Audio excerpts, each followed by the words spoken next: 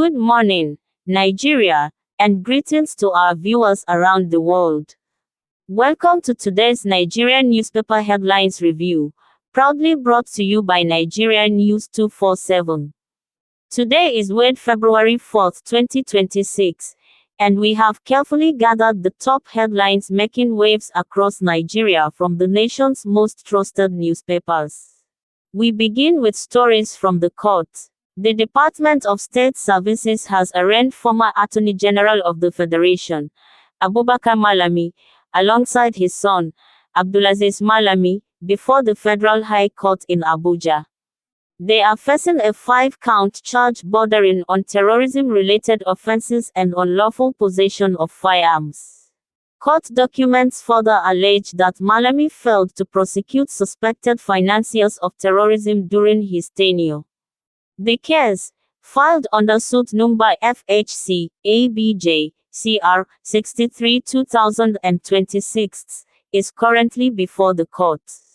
In Imo State, the police command has confirmed the arrest of 25 suspects linked to various criminal activities, including the killing of traditional rulers.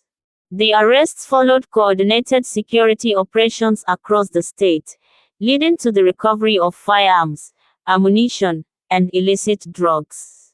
In the northeast, suspected Boko Haram and ISWAP terrorists have intercepted a trailer loaded with maize and 3 other trucks carrying building materials en route to Mongunu.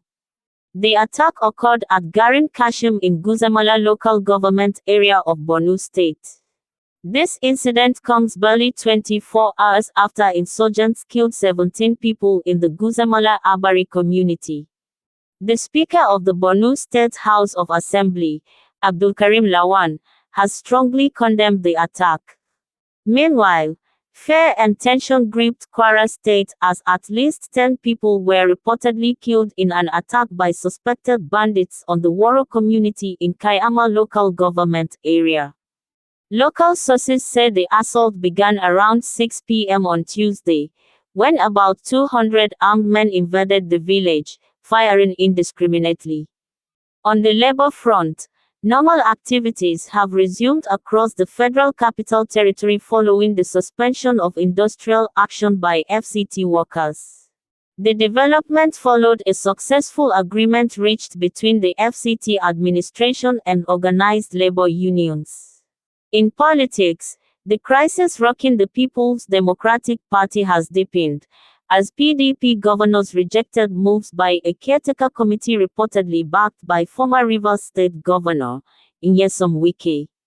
The committee had proposed rescheduling the party's national convention and dissolving key zonal structures, a move the governors insist lacks constitutional backing. In the education sector, the National Examinations Council has announced the release of the 2025 Senior School Certificate Examination external results.